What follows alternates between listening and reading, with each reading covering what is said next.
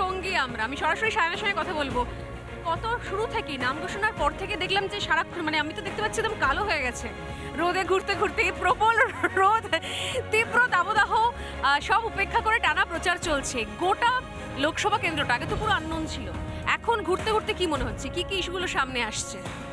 প্রথম কথা হচ্ছে মার্চ মাসের 14-15 তারিখ থেকে আজকে মে মাসের আপনার 9 তারিখে দাঁড়িয়ে আছি। আমি এর মাঝে 1-1.5 দিনের জন্য কলকাতা গেছিলাম। বাকি প্রতিদিন প্রচার কাজ, প্রতিদিন নিরন্তর প্রচার কাজ, এবং একদম গ্রামে বাড়িতে বাড়িতে গিয়ে মানুষের কাছে পৌঁছে যাওয়া, হাটে বাজারে পৌঁছে যাওয়া, সেই প্রচার কার্য করেছি। এর আগে প্রচুর কর্মসূচিতে এ জেলায় আসার অবস্থা হয়েছে, সৌভাগ্য হয়েছে, ইনসাফ যাত্রায় হেঁটেছি। ফলত সামগ্রিকভাবে কিছুটা চেনা পরিচিতি সবটা ছিল, কিন্তু যেটা মূল ইস্যু, যেটা একদম কোর ইস্যু উঠে আসলো প্রচার থেকে, সেটা হচ্ছে যে বেকারত্ব। আমাদের প্রজন্ম, কম বয়সী ছেলেমেয়েরা যারা পড়াশোনা শিখেছে, এরা চাকরি চাইছে, এবং হলদিয়া শিল্পাঞ্চল এটাকে রিভাইভ করতে হবে, এটাকে পুনরুদ্ধার করতে হবে, যেটা আমরা তৈরি করেছিলাম। আমাদের পাশে স্বর্ণালী এই মুহূর্তে র্যামকো সিমেন্টের কারখানা, ঠিক তার পাশে কোলাঘাট তাপবিদ্যুৎ কেন্দ্র, এগুলো বুদ্ধদেব ভট্টাচার্যের সরকার আমরা তৈরি করেছিলাম, আমাদের বয়সী ছেলেমেয়েরা কাজ করত।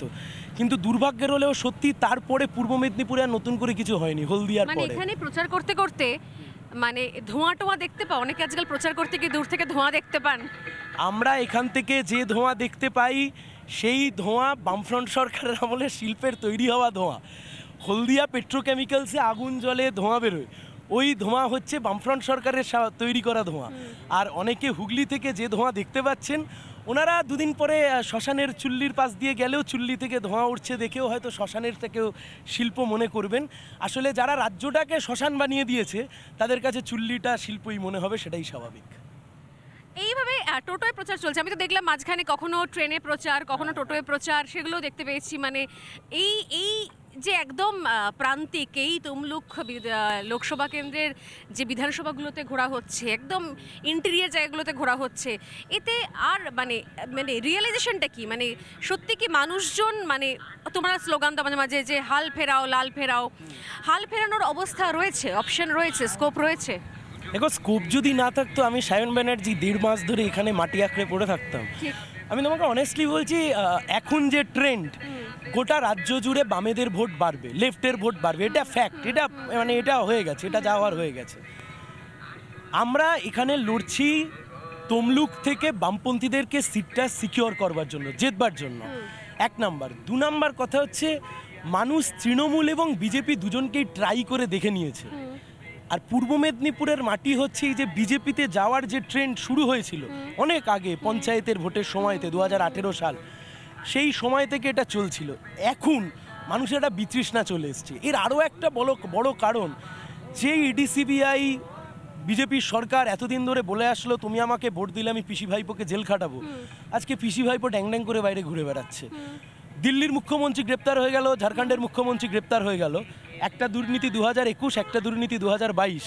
মমতা ব্যানার্জির বিরুদ্ধে অভিযোগ কিন্তু 2013-14 সাল থেকে আজকে 2024 সালে দাঁড়িয়ে আছি।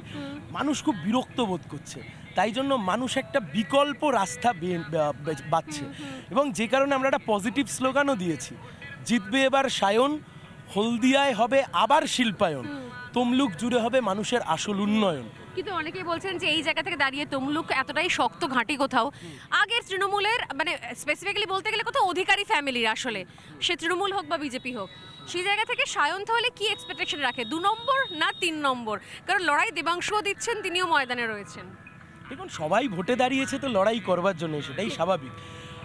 কিন্তু আমি ভোটে দাঁড়িয়েছি, আপনি Swarnali, you are quite young journalist, and being an young journalist, এটা আজকে বলতে কোনো অসুবিধা নেই। হয়তো তুমিও তমলুকের হবু সবচেয়েতে ইয়ং এমপির সাথে দাঁড়িয়ে আজকে তুমি ইন্টারভিউ নিচ্ছ, তুমি বলতে পারো you are quite over confident. আমি ওভার কনফিডেন্ট না, এটা বাস্তব, এটা মাটি বলছে। তার একটা বড় কারণ, এই মাটি অনেক জিনিস অধিকারী পরিবারকে দিয়েছে, কালীঘাটের ব্যানার্জি পরিবারকেও দিয়েছে।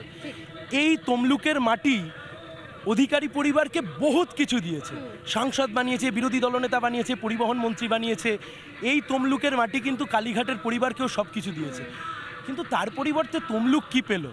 2009 সালে তুমি সম্ভবত সেই সময় জার্নালিজমে ঢুকছো, মানে সেই সময় তুমি শিক্ষা জগতে, আমিও শিক্ষা জগতে। একদম। আজকে আমরা, তুমি জার্নালিস্ট হয়ে গেলে, আমি ভোটে দাঁড়িয়ে গেলাম। নন্দীগ্রামের সেই যে শিলপুতে ছিল 2009 সালে মমতা ব্যানার্জি রেলমন্ত্রী হলেন, মুখ্যমন্ত্রী হলেন, শুভেন্দুবাবু সাংসদ হলেন, পরিবহন মন্ত্রী হলেন, বিরোধী দলনেতা হলেন, ওনার আরেক ভাই দিব্যেন্দুবাবু তিনি সাংসদ হলেন, ওনাদের পিতা মাননীয় শ্রী শিশির অধিকারী মহাশয় তিনি সাংসদ হলেন। আজ অবধি নন্দীগ্রামের ট্রেনটা চালাতে পারলো না। এই ব্যর্থতার দায় নিতে হবে না? আমাদের প্রজন্মটা কি চাইছে? একটা কাজ চাইছে। কাজটা কোথায় সোনালি? কাজ চাই, শিল্প চাই, ইন্ডাস্ট্রি চাই, যেগুলো কিছুই হচ্ছে না। এবং এই সময় যখন আমরা প্রচারে রয়েছি সেই সময় তো আমরা দেখছি যে এতজন বেকারের ভাগ্য ঝুলে রয়েছে। হ্যাঁ, মানে রাজ্য কখনো বলছে স্বস্তি, কখনো অস্বস্তি, কিন্তু আলটিমেটলি যারা চাকরি করছেন, চাকরির তাদের জন্য অস্বস্তি। মুচলেখা দিয়ে সায়ন এই প্রথমবার মুচলেখা দিয়ে শিক্ষক শিক্ষিকারা ক্লাস করতে যাবেন। এর থেকে বড় লজ্জার, মানে আমরাও পড়াশোনা করে এসেছি, আমরা ভাবতেও পারি না কখনো যে আমাদের স্কুলে কোনো টিচার মুচলেখা দিয়ে আসছেন যে তিনি অযোগ্য হলে তার চাকরি চলে যাবে। আমরাই এরকমভাবে পড়াশোনা শিখতাম কী করে, আর ক্লাসই বা হতো কী করে? বাট সেটা এখন হচ্ছে এই সময় দাঁড়িয়ে।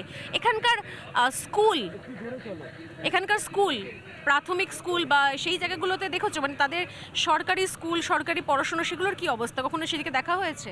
আমি শুনছিলাম তুমি মানে মাধ্যমিক উচ্চ মাধ্যমিকে যারা কৃতি তাদের সঙ্গে দেখা করার তোমার ইচ্ছে রয়েছে।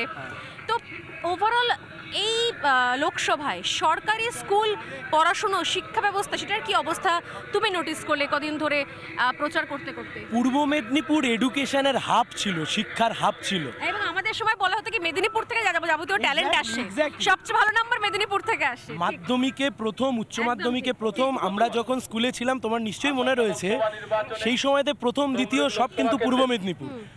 আজকে পূর্ব মেদিনীপুরের মানে হয়েছে যে পূর্ব মেদিনীপুর আজকে মদ বিক্রিতে প্রথম হচ্ছে, পূর্ব মেদিনীপুর আজকে শিক্ষায় প্রথম হচ্ছে না। নমস্কার, পূর্ব মেদিনীপুর আজকে শিক্ষায় প্রথম হচ্ছে না।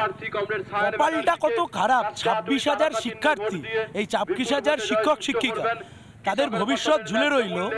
প্রথমবারের জন্য সুপ্রিম কোর্টে গিয়ে এসএসসি বলল 7,000 চাকরি অযোগ্যরা। তাহলে এতদিন তো আমরা এই কথাই বলছিলাম, বিকাশ রঞ্জন ভট্টাচার্য এই কথাই বলছিলেন, আপনি তো ডিনাই করছিলেন, আপনি বলছিলেন বিকাশ রঞ্জন ভট্টাচার্য মামলা করে আটকে রেখে দিয়েছে। আজকে তো স্বীকার হয়ে গেল যে না, এই গোটাটাই দুর্নীতি হয়েছে। আমরা যোগ্যদের পাশে, আমরা চাই অযোগ্যদের চাকরি যাক, যোগ্যরা চাকরি পাক।